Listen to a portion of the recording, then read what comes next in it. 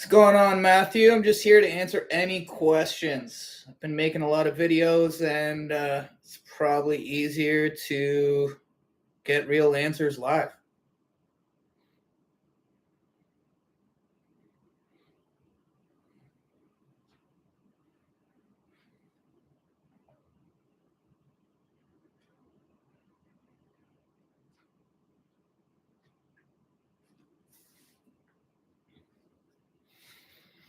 Do you have any specific investments you're looking at right now, or why are you here?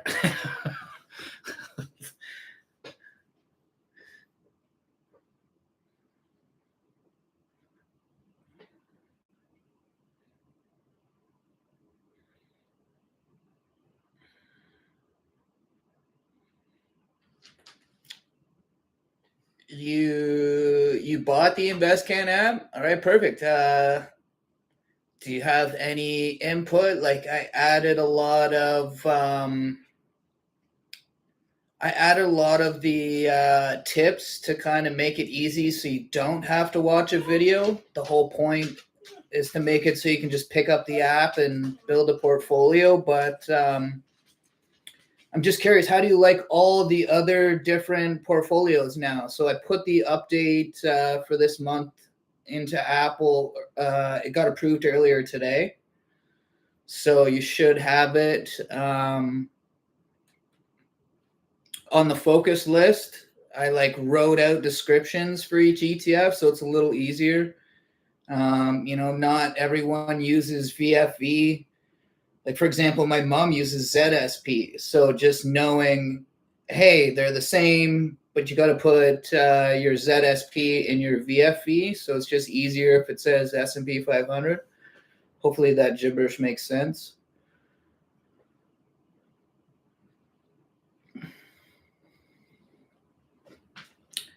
Yeah, FCUV is the best one for sure. I think that's on the front now.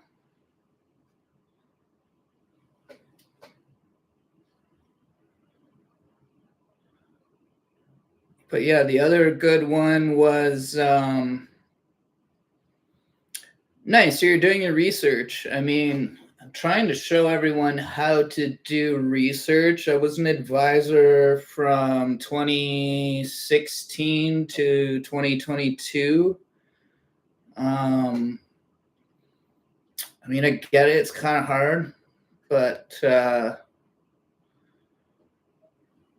yeah, Canadians really love their dividends, and they're not going to like me.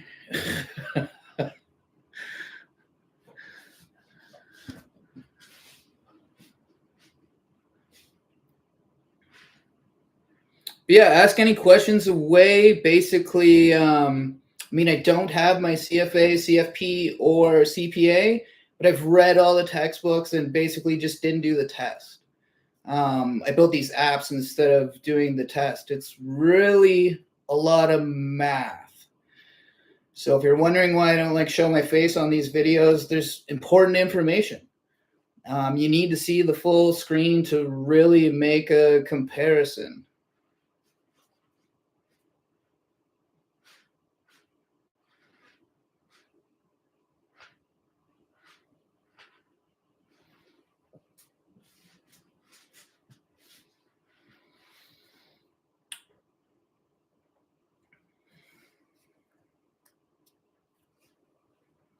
Ask away though, guys. I'm really just going to answer what's going on in the chat. Basically, I'm just here to maybe clear up any confusion in any of those videos that I made, and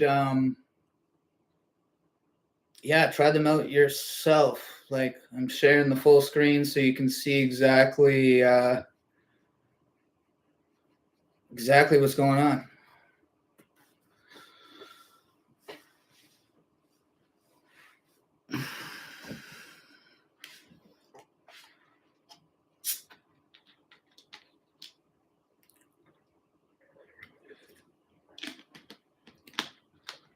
Perfect. I mean, that's the whole point of those videos. I made a whole bunch of them a few years ago, deleted them because people hate me, and I'm already getting hate. Like a guy's like, I know where you live. It's like, holy fuck.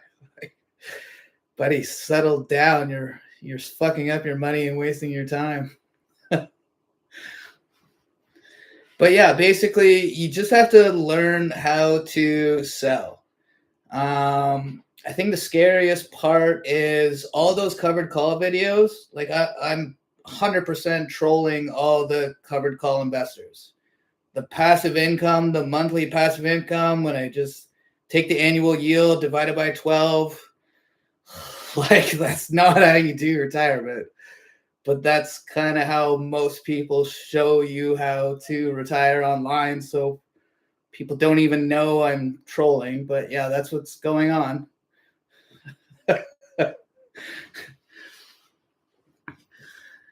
But that's where all the financial YouTubers are making their money right now. Yeah, it pays to promote Hamilton, but it doesn't pay to own it. Yeah, I really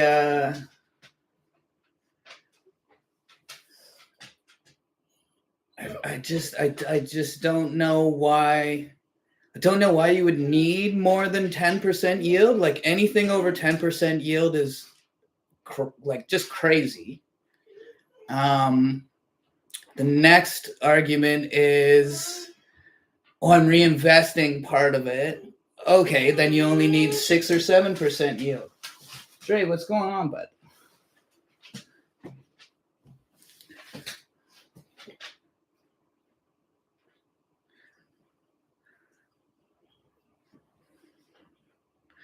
So yeah, I mean, yeah, I'm really trying to just spread the word. That's what these apps are doing. Basically, should really go through a video live.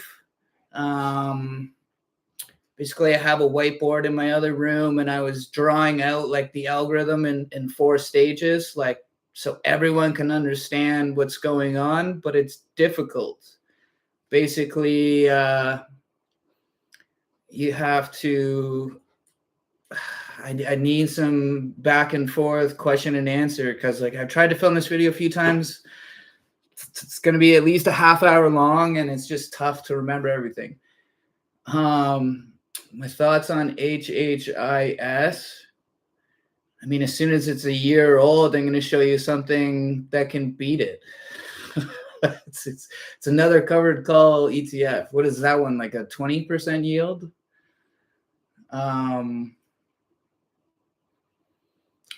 Yeah, basically the HDIF video, when I showed everyone just being with a mutual fund and being able to talk to an advisor with a financial planning software, beats HDIF. Like the fees are so high. The covered call strategy always underperforms. If I'm 49, how often should I rebalance my TFSA? So honestly, twice a year. Basically, every January when you're retired, pull the year's worth of money out. Every January when you're not retired, yeah, move things around. If you haven't taken any profits from like gold, for example, over the last like 3 years, like I'm telling everyone gold's great for 3 years, but yeah, now it's grown too much. You're probably overweighted in gold. You should sell some, but yeah, it really all depends. It's your gut instinct. When I would call clients in the past, your investments would be about 5% out of whack. The clients didn't know you're 5% out of whack. I knew, and it said, hey, we got to rebalance things. Let me sell a bit of your tech fund and we'll buy a little bit of this American fund. Keep it in America, but get rid of some of the risk. But yeah, and then when you're retired, I mean, if your investments are doing well, you can take a little bit more out. I mean, punch your numbers in RetireCan again. We'll spit out the answer and take out the difference. But it's really not that hard. You just got to click sell. I find from talking to hundreds of people, basically the only reason I can come up with why people don't want to click sell to pay for their retirement is you're used to clicking sell to get rid of your losers. So you can sell your winners. That's what rebalancing is all about, selling your winners and buying the ETF that didn't do too well.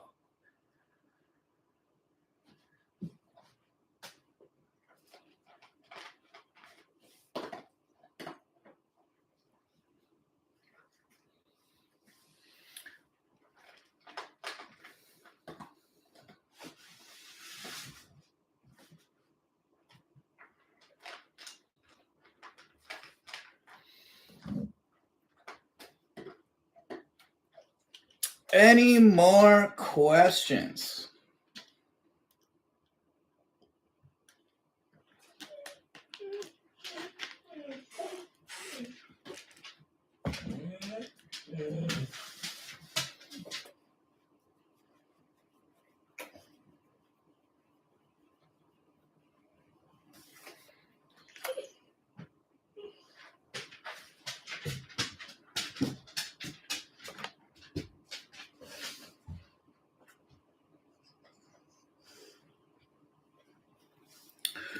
For Canadian ETFs, what would be your top ones? I mean, download InvestCan. That's what it's all about. So basically, I don't know how else to describe it. So the softwares that I've been showing you, like Testfolio and Portfolio Visualizer, that's in the app. I'm just not giving you access to that information. I'm just letting the math do its thing, the AI.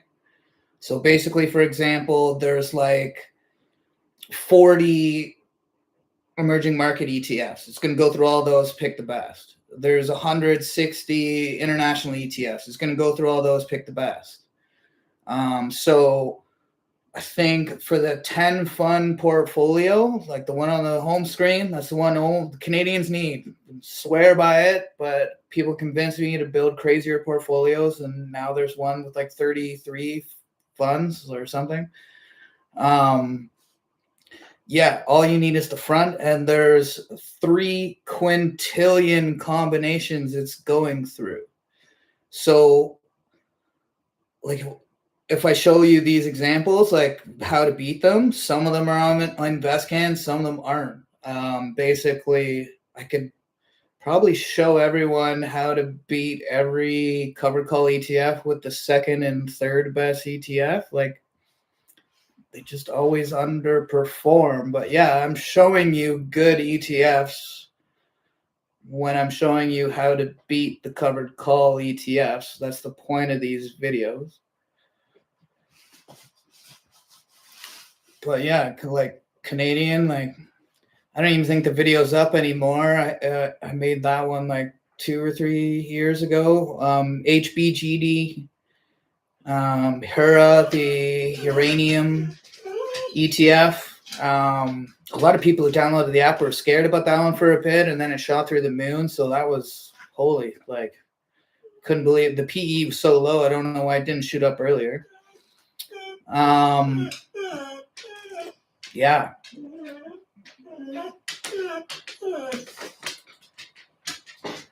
The other one's in the comments. FCUV, QQC. They're all on InvestCan. The best ETFs. So there's almost too many, in my opinion, on the focus list. That's basically the exact same as Edward Jones. Basically, they narrowed down ETFs and gave advisors like, hey, here's 50 ETFs to choose from. That's what this is doing, but it's also building you the portfolio. Saying like, hey, here's the best combination and best percentages. Look at your Sharpe ratios more.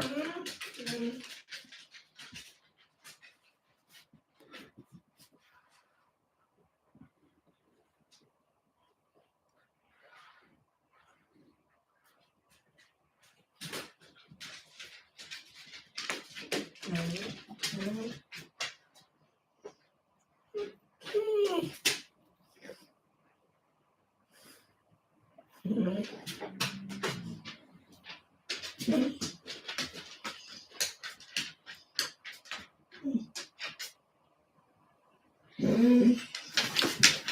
do I gotta pick you up? Why are you whining? Come here. Come here. Come here. All right, this is Drake. He's my dog. He's the one whining right now.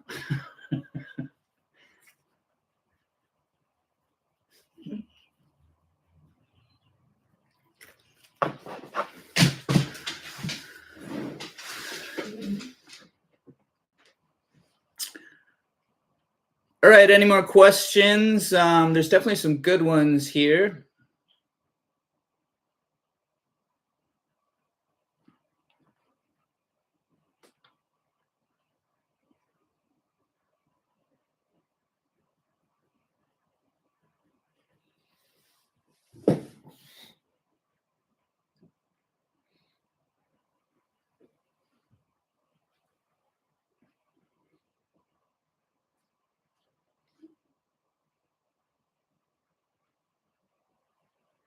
Yeah, no problem, Matthew. That's basically what I'm here for. Like, I should probably go live more often. People were bugging me, but I just don't have a consistent enough following. I mean, part of that is I read a lot of books about how to get to the top of Google and make a YouTube channel and shit, and it wasn't going as well as I thought. So I went to Fanshawe College for marketing management from January to August. Got the highest mark in the class. I'm pretty sure it's just Canadians are bad at investing. That's what I'm convinced.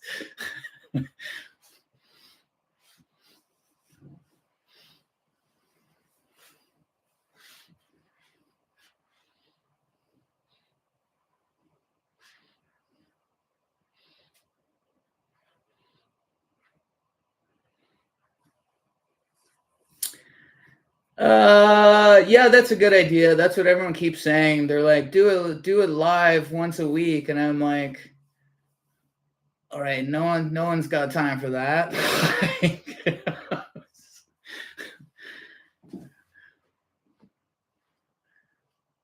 But yeah, definitely ahead of time. Maybe once a month. That sounds doable, but yeah, the way I invest, like you should like, why am I going live once a week? Like I don't even look at my own portfolio once a week. How are we talking about money once a week? Like, I don't know. Everyone on YouTube overdoes it. It's like, how do you make 20 SCHD videos? Like after the fifth one, didn't you get bored?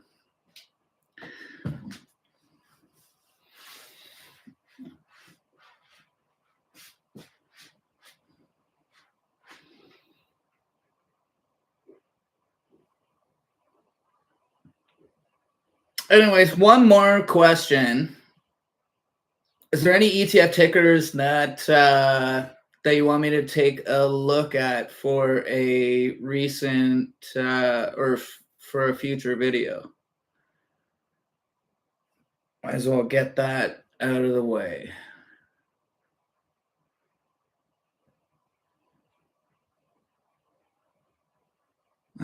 Because I mean, Europe's getting attractive,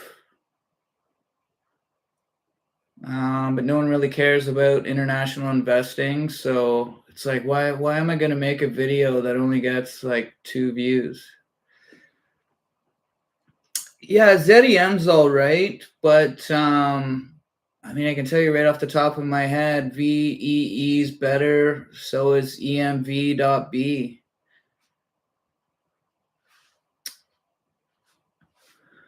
Hey, what's going on, Peter?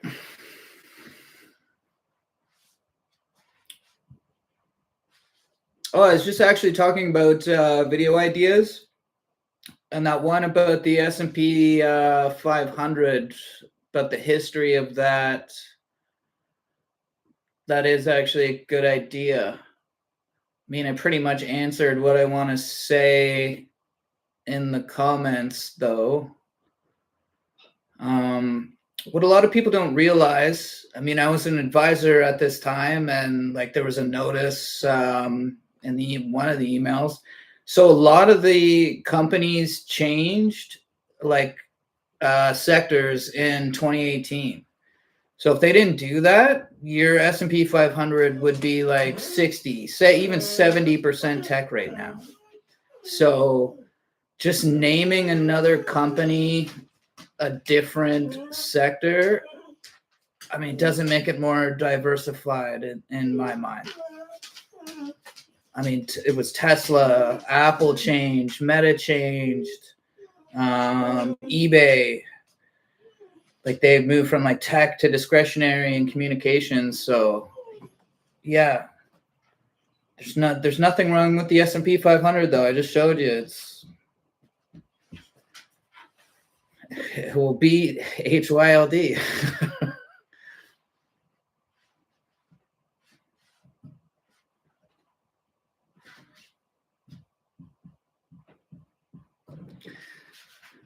But yeah, I guess another someone emailed me about all these single stock ETFs, and I told them, well, I kind of said earlier, I'm just waiting for HHIS to hit a year, and then I'll make a video.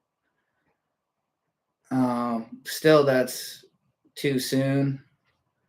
Like I was gonna wait till February till HYLD hit 4 years old. Like these ETFs aren't even 4 years old, but they're already underperforming regular index ETFs during a downturn. This is when they're supposed to thrive.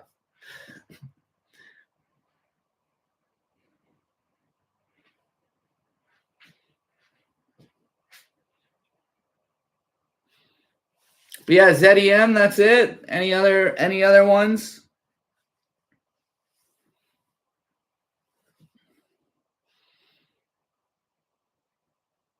Like what was what was someone asking me about QQQT?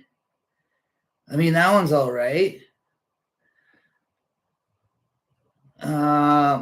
Yeah, Reddit loves XEQT. Yeah, I know.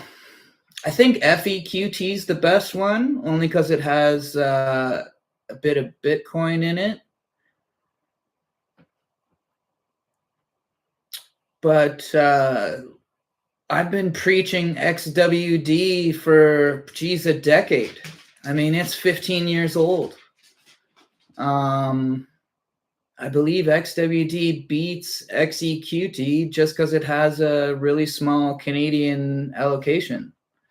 Yes, the MER is higher, but after fee performance, your total return, XWD is beat XEQT. So I just don't understand how some of these tickers like just get popular. Like what monkey is putting it on Reddit first? Like I used to answer this. That was like a guilty pleasure, answering Reddit questions, and people would like downvote me, and it's like, oh God, I'm not part of the dividend squad.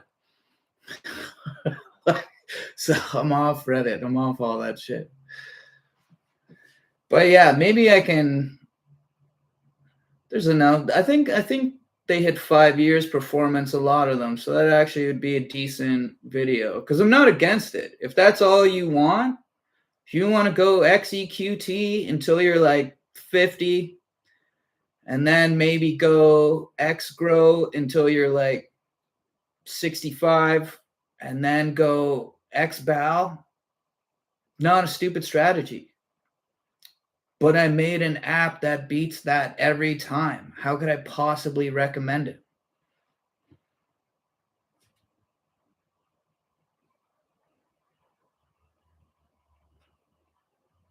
Oh yeah, my app makes XEQT look stupid. XWD makes XEQT look stupid. I've done all these videos. Yeah.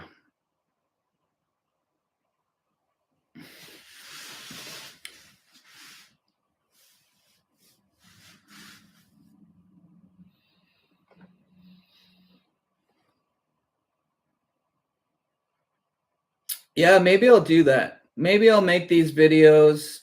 I mean, the whole point of why I'm making these videos, you guys are supposed to share them on Blossom. Be like, shut up, you idiot. Here's how you do it. I'm tired of saying it. HXX, a good buy in a non-registered account. Yes, it is. I believe it just hit InvestCan. That is your #1 Europe ETF. But it's weird because it's not the hedged one. So you want to buy hedged international and emerging markets if you can. Why? The Canadian dollar is better than those dollars most of the time. So what's the point of taking a chance on a bet that our dollar is going to be worse? So America's the reserve currency. You should never buy the hedged version of a U.S. investment as a Canadian. It's long-term. U.S. will always be Canada. Better call.